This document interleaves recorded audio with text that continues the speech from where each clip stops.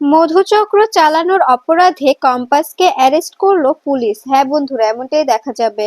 বিস্তারিত জানতে ভিডিওটিতে লাইক দিয়ে চ্যানেলটি সাবস্ক্রাইব করে শুরু থেকে শেষ অবধি দেখতে থাকো।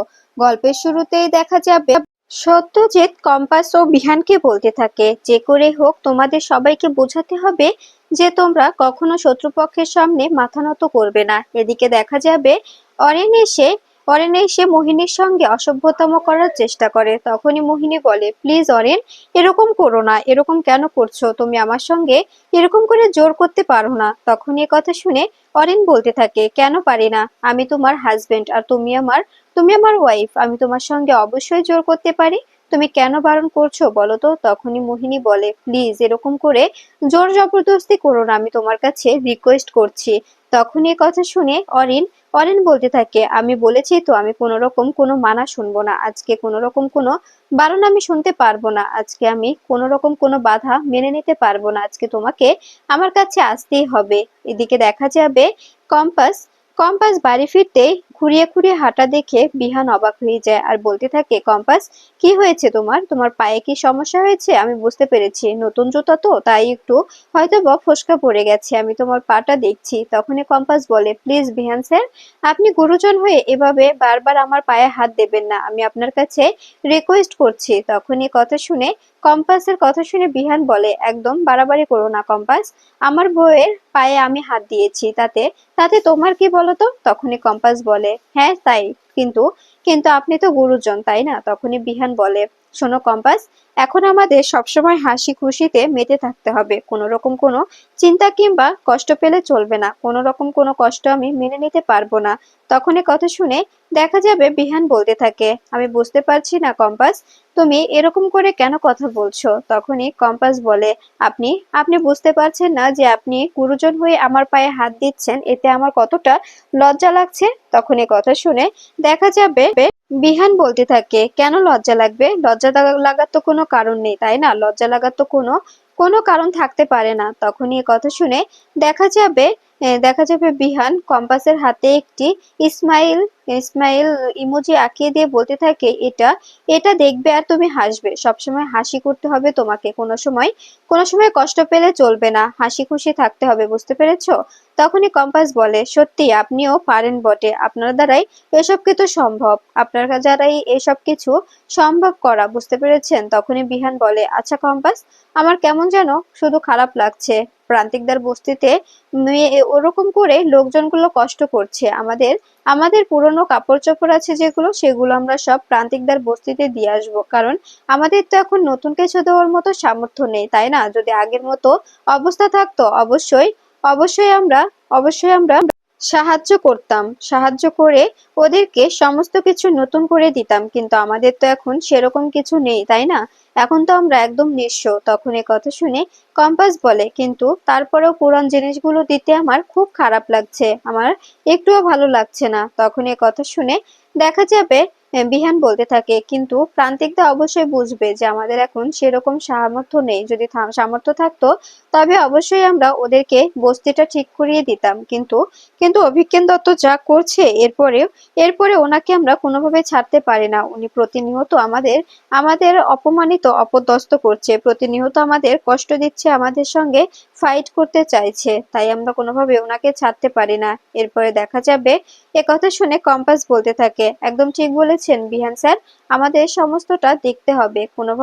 কোনোভাবে হাল ছাড়লে চলবে না, কোনোভাবেই না। আমাদের আমাদের জিততে হবে, আমরা জিতবো, আমাদেরকে জিততে হবে, আমরা কোনোভাবে হারবো না। এরপরে দেখা যাবে বিহান বলতে থাকে, একদম ঠিক বলেছো তুমি। তখন দেখা যাবে কম্পাস বলতে থাকে, বিহান স্যার, আমার মনে হচ্ছে অভিজ্ঞান দত্ত আবার নতুন করে কোনো চাল চালবে। তাই আমাদের সবসময় সতর্ক থাকতে হবে আমাদের, তা না হলে কিন্তু খুব খারাপ হয়ে যাবে। এরপরে দেখা যাবে এ কথা শুনে কম্পাস বলতে থাকে, চিন্তা করবেন না বিহান স্যার, আমরা সবকিছু ঠিকঠাক করে নেব। সবকিছু ঠিকঠাক করতে হবে আমাদের। কোনোভাবেই আমরা এগুলো এড়িয়ে চলতে পারি না। আমরা যে করেই হোক সমস্ত কিছু নিজেরা সামলে নেব, ঠিক আছে? তখনই বিহান বলে, হ্যাঁ একদম ঠিক আছে কম্পাস, চিন্তা করো না, আমরা সবকিছু নিজেরা নিজেরা দায়িত্ব নিয়ে ঠিক করে দেব। এদিকে দেখা যাবে কোচিং সেন্টারের স্টুডেন্টরা সবাই বলতে থাকে, আমরা তো কম্পাস কোচিং সেন্টার ছাড়া কোনো জায়গায় পড়তে পারবো না, কারণ আমাদের কাছে তো সেরকম কোনো টাকা নেই, তাই না? আমাদের কাছে তো সেরকম কোনো রোজগারও নেই, টাকাও নেই। আর কম্পাস ম্যাডাম আমাদের যেরকম অল্প টাকায় পড়াতো সেরকম পড়াশোনা কি কেউ আমাদের করাবে? কেউ তো করাবে না, কিন্তু এখন কি করব আমরা বুঝতে পারছি না। এরপরে দেখা যাবে হঠাৎই কিছু গুন্ডা এসে সবাইকে ঘেরাও করে ধরে ফেলে আর বলতে থাকে, কোথায় যাচ্ছিস তোরা? কম্পাস কোচিং সেন্টার আর কখনো চলবে না, আর তোদের আমাদের একটা কাজ করেই দিতে হবে। এদিকে এদিকে সকালবেলায় ঘুম ভেঙে যায় অরিনের। ঘুম ভাঙতেই বিছানায় হাত দিয়ে দেখতে পায় সেখানে কেউ নেই। তখনই অরিনের মনে পড়ে যায় রাতের ঘটনা। এরপরে অরেন লাফ দিয়ে উঠে বসে বলতে থাকে, আমি কি করেছি এটা? আমি মোহিনীর সঙ্গে একদম ঠিক করিনি, আমার এই কাজটা করা একদম উচিত হয়নি, ওর ইচ্ছার বিরুদ্ধে গিয়ে ওর কাছে যাওয়া এটা একদম আমার উচিত হয়নি। আমি বুঝতে পারছি না আমার কি হয়েছিল, মাথা মাথা খারাপ হয়ে গিয়েছে আমার। এভাবে এভাবে ওকে আমি জোর জবরদস্তি কি করে করলাম? এরপরে দেখা যাবে অরিন নিজে ভুলটা বুঝতে পারে। এরপরে এরপরে এদিকে মোহিনী সবাইকে সবাইকে ডাইনিং এ খাবার বেড়ে দিয়ে পাশে দাঁড়িয়ে বিহানকে বলতে থাকে, কি হলো বিহান, এভাবে উঠে যাচ্ছ কেন? খাবারগুলো শেষ করো। তখনই বিহান বলে, না মোহিনী, আমার এখন খেতে ইচ্ছে করছে না, আমাকে আমাকে পরে পরে বলো, আমি এখন একটু কাজে বেরোবো। কম্পাস, তাড়াতাড়ি খেয়ে নাও। এরপরে রুদ্র ও কিঞ্জলকে বলতে থাকে, কাকামণি, তুমি তুমি কিন্তু সমস্তটা দেখবে, আমি কম্পাসকে নিয়ে বেরোচ্ছি, আমাদের ওদিকটা সামলাতে হবে। তখনই রুদ্র বলে, চিন্তা করিস না, মা আজকে লয়ার কাছে গেছে, মা অবশ্যই কোর্টের নোটিশটা নিয়েই ফিরবে। তখনই দেখা যাবে অরিন নিচে এসে মোহিনীকে দেখে অবাক হয়ে যায়। মোহিনীর ঘাড়ে দাগটা দেখে অরিন নিজেই নিজেই মনে মনে বলতে থাকে, এটা করা আমার একদম ঠিক হয়নি। এদিকে দেখা যাবে মোনালিসা প্রান্তিককে চাকরির কথা বলে প্রান্তিক সাপটা না করে দেয় আর বলতে থাকে, আমার দ্বারাই এসব কিছু সম্ভব না। এ কথা শুনে রেগে যায় মোনালিসা রাগে ফেটে পড়ে আর প্রান্তিকের রাতে সে কথাগুলো মনে করতে থাকে আর বলতে থাকে, আমাকে আমাকে পিঞ্চ করে কথা বলা, এটা আমি কোনোভাবেই সহ্য করব না। উনি কি না বলে, ওনার দ্বারা কোনো কিছু সম্ভব হবে না। আমি যেটা আশা করছি সেটা কখনো আমার আশা উনি পূরণ করতে পারবে না। আমি ওনাকে কোনোভাবেই ছাড়বো না, কোনোভাবেই মেনে নিতে পারবো না। এই বলেই দেখা যাবে জিনিসপত্র বেরোতে থাকে আর বলতে থাকে, ওনাকে আমি কোনোভাবেই শান্তিতে ঘুমাতে দেব না। এদিকে মোনালিসার এই কাণ্ডগুলো দেখে বাইরে শুয়ে শুয়ে হাসতে থাকে প্রান্তিক। প্রান্তিক মনে মনে বলতে থাকে, সত্যি একদম বাচ্চা মেয়ে। এদিকে কম্পাস সমস্ত কিছু গুছিয়ে নিতে থাকে। বিহান বলতে থাকে, কম্পাস, আমি সমস্ত সমস্ত ফাইলগুলো গুছিয়ে নিচ্ছি, ঠিক আছে? তখনই কম্পাস বলে, ঠিক আছে বিহান স্যার, আপনি সমস্ত ফাইল গুছিয়ে নিন। এদিকে অরেন বারবার মোহিনীর সঙ্গে কথা বলার চেষ্টা করে, কিন্তু কোনোভাবেই মোহিনী অরিনের সঙ্গে কথা বলে না।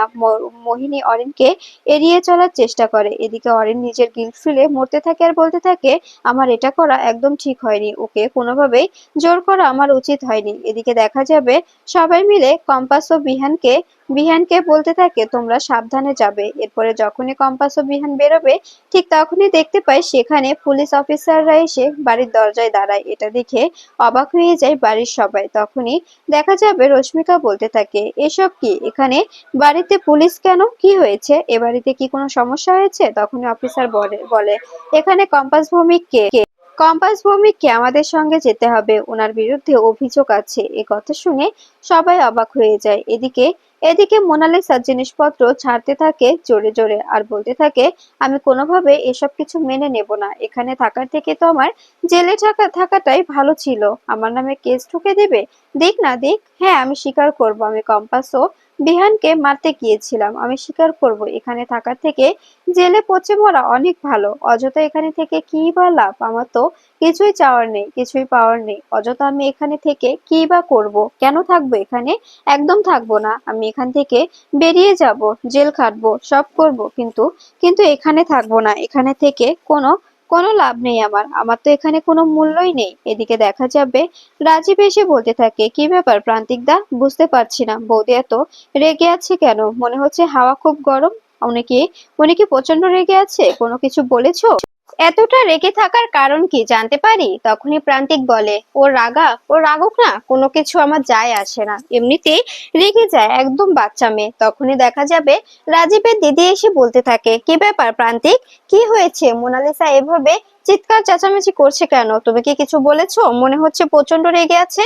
তখনই প্রান্তিক বলে, না দিদি, সেরকম কিছুই নয়, ওর কথা আর বলো না। এরপরে দেখা যাবে প্রান্তিকের দিদি চলে গেলে তখনই রাজীব বলতে থাকে, আমরা চা খেয়ে নিই, গরম গরম চা খেয়ে নিই। তখনই প্রান্তিক বলতে থাকে, আচ্ছা আচ্ছা রাজীব, বলতো আমরা এখন বস্তির এই অবস্থা, এটা মাথায় নেব নাকি ওকে ওকে ওর এই হুড়চুটটা মাথায় নিয়ে আমরা নিজেদের নিজেদের কাজগুলো অসম্পূর্ণ করব? বলতো কি করা যায়? তখনই দেখা যাবে রাজীব বলতে থাকে, দুটোই তো ইম্পর্টেন্ট, তাই না? এদিকে দেখা যাবে মোনালিসা সমস্ত কিছু মুছতে থাকে ও চিৎকার চেঁচামেচি করতে থাকে। ঠিক তখনই প্রান্তিক ইচ্ছে করেই গান ছেড়ে দেয় আর বলতে থাকে, দেখবি এবার সমস্ত কিছু ঠান্ডা হয়ে যাবে। এরপরে দেখা যাবে গান শুনে মোনালিসা চুপ হয়ে যায়। এটা দেখে প্রান্তিক বলতে থাকে, তুই এখানে বসে চা খা, আমি এক্ষুনি আসছি, দেখে আসি ভেতরের অবস্থা কি। এদিকে মোনালিসার গান শুনে মনটা ঠান্ডা হয়ে যায়। এরপরে ফুল নিয়ে প্রান্তিকে সেই কথাগুলো ভাবতে থাকে, যেদিন প্রান্তিক বলেছিল যে মোনালিসার গায়ে গুলিবিদ্ধ হওয়ার আগে সেই গুলিটা তার বুকে বিঁধবে। এই কথাগুলো ভাবতে থাকে আর হাসতে থাকে, বলতে থাকে, সত্যিই তো, প্রান্তিক বাবু তো আমাকে অনেক ভালোবাসে, তবে আমি কেন এরকম পাগলামো করছি? এরকম পাগলামো করার তো কোনো কারণ নেই, এরকম পাগলামো করে কেন অযথা অযথা ওনাকে কষ্ট দিচ্ছি। এরপরে দেখা যাবে মোনালিসা ফুল নিজের কানে ছুঁয়ে বলতে থাকে, সত্যি আমাকে অনেক সুন্দর লাগছে, কিন্তু কিন্তু আমি কি করব? এখান থেকে আমি কোথাও যাব না, দাদু যতই চেষ্টা করুক আমাকে এখান থেকে নিয়ে যাওয়ার, কোনোভাবে এখান থেকে নিয়ে যেতে পারবে না। এরপরে দেখা যাবে প্রান্তিক মোনালিসার কাণ্ডগুলো দেখতে থাকে আর হাসতে থাকে। এদিকে দেখা যাবে অফিসার বা মেয়েগুলোকে বলতে থাকে, তোমাদের সঙ্গে হয়ে যাওয়া ঘটনার কথা তোমরা নিজেরাই নিজের মুখে বলো, আমরা আমরা এখানে দাঁড়িয়ে তোমাদের পাশে আছি। তখনই এ কথা শুনে সবাই অবাক হয়ে যায়। কম্পাস বলতে থাকে, এগুলো তো আমার কোচিং সেন্টারের স্টুডেন্ট, কিন্তু ওরা কি বলবে? ওরা ওরা কি কোনো অভিযোগ করবে? তখনই দেখা যাবে তখনই এ কথা শুনে দেখা যাবে মেয়েগুলো বলতে থাকে, স্যার, এই যে কম্পাস ম্যাডাম, উনি উনি আমাদের দিয়ে মধুচক্র চালাতো, আমাদের আমাদের পড়াশোনার নাম করে রাতে লোক ঢোকাতো, আমরা কি করতাম বলুন? ওনারও টাকার প্রয়োজন ছিল আর আমাদেরও, আমরা তো গরিব ঘরের মেয়ে। এই কথা শুনে সবাই অবাক হয়ে যায়। কম্পাস বলতে থাকে, কি বলছো এসব? তোমরা অযথা মিথ্যে কেন বলছো? তখনই সবাই মিলে বলতে থাকে, তোমরা অযথা কম্পাসের বিরুদ্ধে এই মিথ্যে অ্যালিগেশনটা আনছো কেন? আমি তো বুঝতে পারছি না। তখনই মেয়েগুলো বলতে থাকে, হ্যাঁ, আপনারা হয়তোবা জানেন না, কিন্তু কম্পাস ম্যাডাম আমাদের সঙ্গে এমনটাই করতেন। আমরা আমরা ভয়েতে কিছুই বলিনি, কিন্তু আজকে আজকে আমরা সাহস পেয়েছি, যখন কোচিং সেন্টারটা বন্ধ হয়ে গেছে তখন আমরা সাহস পেয়েছি সবার সামনে সবটা সত্যটা আনার জন্য, তাই আমরা সমস্ত কিছু বলছি। বিশ্বাস করুন, আমাদের দিয়ে একটা মধুচক্র চালানো হতো। এ কথা শুনে বিহান বলতে থাকে, লজ্জা করে না? যে মেয়েটার জন্য তোমরা পরীক্ষায় এত ভালো মার্কস পেলে, তাদেরকে নিয়ে এরকম এরকম নোংরা কথা আনতে, তাকে এরকম নোংরা অ্যালিগেশন দিতে তোমাদের একবারও কি বিবেকে বাঁধছে না? এরপরে দেখা যাবে অফিসার বলতে থাকে, এখানে তো বিবেকে বাঁধার মতো কোনো কারণ নেই, যে উনি উনি যে অন্যায়টা করেছেন সেটারই প্রতিবাদ করছে মেয়েগুলো। ওনাদের সঙ্গে অন্যায় হয়েছে, সে অন্যায়ের শাস্তি দিতে এসেছে ওরা। আমরা আমরা কম্পাস ম্যাডামকে অ্যারেস্ট করতে বাধ্য হচ্ছি। এদিকে দেখা যাবে মেয়েগুলো মনে মনে বলতে থাকে, ম্যাম আমাদের ক্ষমা করুন।